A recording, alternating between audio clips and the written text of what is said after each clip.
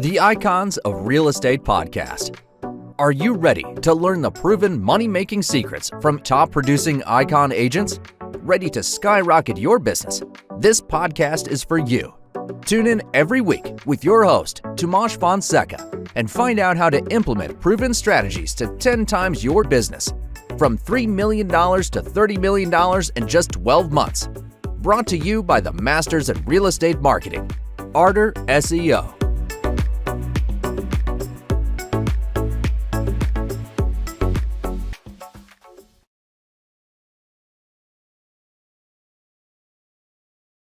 Hello, ladies and gentlemen. Welcome to the Icons of Real Estate podcast. I am Luis, your host, and today we have a very special guest. Matthew, originally from Michigan, who's in Florida, and he's one of the top realtors in Florida at the moment. In only 7 years, he has closed around 200 transactions. So you can imagine his career started very well and now it's going better. So Matt, could you let us know about your story, please? For sure. And hey, how's it going, man? Thanks for bringing me on the podcast today, man. I really appreciate it. Welcome. So my background, when I graduated college, I didn't jump straight into real estate, which is pretty common from a lot of the other agents that I've spoken to as well. I actually went the corporate route, and I was in corporate America for about 10 years. And it's actually an interesting story about how I got into it. A friend of mine at my last company was getting her real estate license, and I was just like, hey, that sounds like a good idea. Why don't I try and do it as well? Okay. Did not plan to do this as a full-time job at all. Just thought it would be good to get my license and see kind of where it went, maybe get some investment property, something like that. Just super naive about it. And a couple months later, I was turning in my 2-week notice to my company and leaving corporate America and going all in on real estate. And I've never looked back. Wow. How long did you take to close your first transaction, Matt? My first transaction, so I got into real estate in March of 2017. And by April of 2017, I had closed my first deal. Just right away. Yeah. It was a weird situation though. So the first thing that I did when I got into real estate, and my broker at the time was like, oh, you got to let your friends know, you got to let your family know. And so we were doing this round of making phone calls to our friends and our family. I called one of my best friends from high school, and I was just updating him. He lived in Maryland at the time. But I was updating him on what I was doing. And he's like, yo, Matt, I'm going to buy a house in Florida. And I was like, really? Yeah. I'm buying a house in Florida. Okay, well, where are you looking to buy? Oh, I'm buying a house in Panama City Beach. Never been there.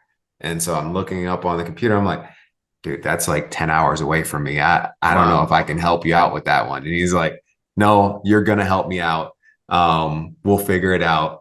You're going to be my realtor on this and we'll make it happen. And we made it happen. Awesome. 10 hours is a lot. Thankfully, I didn't drive there. So that was one of our strategies, is that we had to put a plan in place so that I could help them and still do it remotely. And it all ended up working out. Intelligent work. Perfect. And can you share a memorable success story from your career that is particularly, very nice for you? Yeah, I'd say for a memorable success story, all right, so it takes me back. So this thing is super common now, but back in 2018, I had a client, and this was a year after I got into the business, and I've always been focused on like trying to educate and learn from other realtors, other clients, other real estate transactions, whatever I could possibly do to just gain more knowledge, right? I was literally a sponge, and still am. But at that point in time, I had a client that was moving from Seattle. And when he was moving from Seattle, he was selling his house there, buying something here. And I was just talking to him as we were going out and looking at properties. And I was just asking him, how is it going? He's like, oh man, we got like 10 offers. And every single one I'm reviewing with my agent. And I think we're going to decide on this one because they have an escalation clause that's going to take them up to X amount. And I was like, an escalation clause? Like, what is that? He goes through and he explains it to me, right? And I've never heard of this before in South Florida. And so I'm just like, man, that sounds amazing. It's a great opportunity. It's a great way to like keep your foot in the door if you're a buyer and you're in a competitive market. But at 2018, we weren't there yet, right?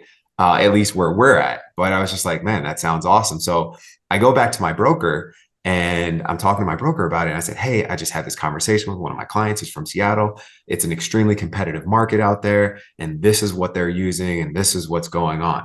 Do we have something like that here? And he was like, no, we've never used it, never heard of it, but it sounds great.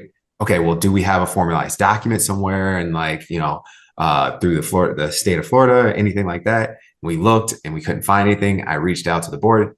There was nothing. So then I took it upon myself to connect with an attorney, take the notes that I got from my client and put some verbiage together. Again, this is still before I would ever need it, but I was just like, just in case, let me Yeah. figure this out. So we got the verbiage down. And of course, it had been tweaked over a couple of times, but we got the verbiage down. And the crazy thing is in 2019, we started seeing more multiple offers come into place, right? Nothing crazy at that point in time, but every once in a while, we'd see one come into place. And so I would explain it to my clients and say, hey, we have this that we can use if you want to. And I explained how we would use it. And I said, if you want to use it, we'll put it into our offer. And some of them said yes, some of them said, no, I'm not comfortable doing that, but perfectly fine.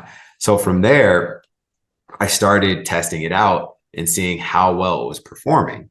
And it helped my clients at least 50% of the time, it kept them in the game, right? So Wow. it gave them another opportunity to decide if they wanted to move forward with that property or not. And so now I had some validity behind it. And towards the end of 2019, I'm explaining that to my clients. And then 2020 came, right? The pandemic, after the craziness of our small shutdown over here, everybody started coming back out into the market. And as everybody knows, it was multiple offers all across the board. So then we started inserting that in more of our offers, right? So I'd say half of my clients were interested in it, then 75%, and then everybody, it was just a no brainer. We were using it. And so the crazy thing with that was that there was one time when I was submitting an offer for one of my buyers, and the listing agent had brought up the escalation clause and the verbiage. And at this point, it still wasn't a formalized document. And so she's reciting the verbiage to me. And I'm looking at her like, that's my exact verbiage. And so I asked her, I said, where did you get that from? And she's like, oh, there was this other agent that submitted an offer on another one of my properties. And he had added this escalation clause. And like, this was the verbiage that he used. And so I was like, well, what's the name of that agent? She tells me the name of the agent, which was funny because a couple months prior to, I had submitted an offer on his property. And that's where he got my verbiage from. And then he was going off and using it. And then, of course, in like 2021, the state of Florida makes it into a formalized document. And so now everybody's using it at that point. So I just put it out there that my claim to fame is that I was the guy that brought the escalation clause to South Florida. Yeah, wow. You were at the right moment, the right place, the right situation. It was all perfect. That's why you have done 200 transactions, Matt. That is the Yeah. reason. It's always Awesome. been that ability to pivot with the market, right? I think has been key. And identifying opportunities on ways that we can just, for my buyers, make our offers more competitive, for our sellers, make our properties even more compelling has always been the key. Awesome. Awesome. And what do you believe sets you apart from other realtors in the industry in Florida? I'd say the biggest things that would set me apart is that I'm actually passionate about this job and helping people, right? I've always been somebody that's always focused on like giving back and how I can help my friends and family out. And it just happens to be now that I'm able to do it through real estate. So I've got friends and family members that are calling for advice that are out of state. And I can't necessarily help them directly, right? But I can guide them with what I know in real estate. And I love doing that. I'm extremely passionate about that. So I see myself more as an advisor in real estate, just overall. And really taking that approach. My clients know that if you're a buyer, I'm not forcing any property down your throat. I'm not trying to get a quick sell out of you. I'm trying to help guide you and make sure that we find you the right home, not just any home. And that's been key. Do you usually work with first time home buyers or what type of clients do you It's usually? Honestly, it's a mixture. I've got a ton of people that move from out of state. I've got a good amount of investors that are looking to, park their cash somewhere down here in South Florida. And so it's a huge mixture on the buyer side. Of course, on my selling side, those are guys that have obviously bought a property more than once. Um, and so it's a good mixture of both. All right, perfect. And how has your background in sports influenced your approach to the real estate and client relationships? Good question. Good question. I think Yeah, when it comes down to sports, one of the biggest things is being able to keep yourself composed in extremely high pressure situations. When you think about it, like my background is football, and I played at the University of Michigan, and so we have 110,000 fans in our stands, what? and they're looking at you to make the right play and execute so that we win the game, right? And when that pressure situation comes, you got to be able to stay cool, calm, and collected. And it's the same thing in real estate, right? Like our clients are in this high pressure situation. They're making the biggest purchase they've ever made in their life, right? And it creates a lot of anxiety. And so being able to be that calming presence for my clients has always been a big win for me and for them. Awesome, awesome. So you're really building a strong relationship with all of your clients. Like, are they your friends after you close the transaction, or how do you handle this relationship? Yeah, so a lot of my clients, the friend list definitely continues to go up and up and up. And so my wife always laughs about it because she's like, every deal you close, we're gonna have another friend. And I'm like, it ends up happening that way. So our social calendar is pretty packed. And so it Yeah, also results in us doing a lot of a client lot of appreciation. Paris. Yeah, indeed. So it's a lot of birthdays, it's a lot of parties. But for us, like I really do enjoy spending that time with my clients. And honestly, I wish I could spend even more time with them. What I do try to do to stay as engaged and involved with them as and see them face to face as much as possible is our client appreciation parties. And so that's my thank you to them. And so it's always a night out that they can enjoy on me, and we have a blast, and it's always a great time for me to get around and actually be able to talk to everybody at one time. So Perfect, perfect. Awesome. And what's the most challenging aspect of your job, Matt? What do you and how do you overcome it? good question. The most challenging aspect of my job, I'd say that there's only one of me, and there's not enough time in the day. Oh, I wish I could duplicate myself, but unfortunately, that's not the case. And so it's setting that schedule and identifying my top action items, so that I can execute everything that I need to execute for my clients, because I always want them. I always want to be available for them. And so even if I'm extremely busy, I try to make sure that I can carve out time. And sometimes it's just being fully transparent. Like, I have a client call me and I'm on my way to another appointment. I've got 5 minutes. We can talk about, we can talk for as long as we want for the 5 minutes, but after that, I'll have to call you back. And so it's one of those, it's just one of those things that if there were two of me, it'd be great. But there's not. So I do what I can. perfect, perfect. And what are the next steps for you, Matt? Are you planning to be a broker? Are you planning to expand your team, to recruit new agents, to coach agents, to increase the number of transactions? What are your plans? Yeah, I think the biggest thing for me would be starting off with building out my team. So getting that support. So like I was just saying, there doesn't just have to be just me, having other like-minded people on my team to help kind of grow and take on some of that business as well, and help as many people as we possibly can out in South Florida. And so I think that's my next step, is starting to build out the team, building our referral network, because I'm starting to get a lot of clients that are, for some reason, they want to move out of the state of Florida sometimes as well. But those are people that have lived here for a while, never experienced another state. They're looking to move outside of the state. And so I want to build my referral network as well, and then continue to grow the team aspect from there. Awesome, awesome. Just so you know, there are, well, some of our audience are also realtors who are trying to get into the real estate market, but they don't know how to do it. So, what advice would you give to them so they can start the same as you did? I'd say the first thing is if you're thinking about getting your license, but you don't know what you want to do with it, get it, right? That's step number one, because that can be a process. And so if you have the time to do it, definitely do it. Step number two is reaching out to somebody that's in the business and get a mentor, because there's so much that you can learn from that mentor that can really propel you once you get into the business. And then obviously after you're licensed and you're in the business, the biggest thing is like developing your game plan.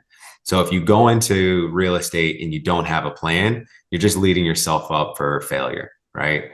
The best way to do it is to identify how you're going to generate business. And I love to think about it from a couple of different avenues. And so for me personally, I always think about my network, right? That's one. And then it's going to be two ways. I call it hunting. So two ways of Okay. hunting. Either way you have to do it. You can do a passive way where you can do a one way where you're generating online leads. And then you can do an aggressive approach where you're going out and whether it be call calling or cold calling, door knocking, whatever, Learn. like that's the hunt, right? But you've got to identify whatever your personal niche is going to be in the business and line it up to something that flows with your personality and just commit to it and attack it. Those are the biggest things. Mentor, understand your game plan, and just get that license. Yeah, actually, I had a podcast a couple of days ago with a guy called Jacob, Mhm. and he came to Florida alone. Nobody knew him. What he did was to do door knocking to 600 homes. Wow. Yeah, and it was summer. Literally, when the Whew. sun was hitting the maximum, he was doing door knocking to 600 homes. He closed like 25 transactions from those door Wow. knockings. That's the attitude, right? 100%. And that's the thing, is that you commit to it and you execute it, you're going to win. There's no question about it. You refine your skills and you study it and you train and you learn, and you're going to win. There's so many opportunities out here in real estate. You just have to find the avenue that fits for you. Perfect, perfect. And well, the last question would be, there are also realtors who are stuck into their career, like doing, I don't know, two, three transactions per year. They don't know how to increase the number. What advice would you give to them, Matt? So yeah, if I was a realtor and I was in this business and I'm struggling on the, two transactions, honestly, I think about it as anything less than even, 12 transactions if you're full time, right? If you're under that number where you're doing less than one per month, uh, you got to get back to basics, right? I think at that point in time, there's something that's missing. Just like we talked about, you had the guy that you just interviewed didn't even have a network here in South Florida and found a strategy that allowed him to do 25 transactions. There's so many of those opportunities. So at that point in time, they need to talk to somebody that whether it be their broker, whether it be a mentor, somebody in the business, and explain like, hey, I'm stuck. Here's what I'm doing, and here's what's not working. Typically, what I see is that they're not putting in enough effort or not putting in the right type of effort, right? To get them to where they want to be. Right. And so there's several different things that they could do to kind of get the ball rolling. And I tell them they just need to speak to their mentor or speak to their broker to get things going there. Or, if they want to reach out to me, you guys can always connect with me on social media. I'll hear your personal situation and we'll identify a strategy that works for you as well. Yeah, actually, yeah, I encourage the audience, not only sellers and buyers, but also realtors who are stuck, to contact you, and maybe you can help them. Maybe you can give some tips, some advices, or coach them. Yeah. Yeah. I'd say, and just kind of following up on that too, right? If you're only doing two transactions, whatever strategy you're currently doing is not working. So It's not let's talk working. about that, right? Maybe Yeah. it's not the right one for you. Awesome, awesome. Perfect, Matt. It was such a pleasure to have you here at Icons of Real Estate. You have a lot of experience. I see your career in a way that soon you're gonna be the guy with 1,000 transactions very soon. Thanks, man. So I can see that in the future. Appreciate that.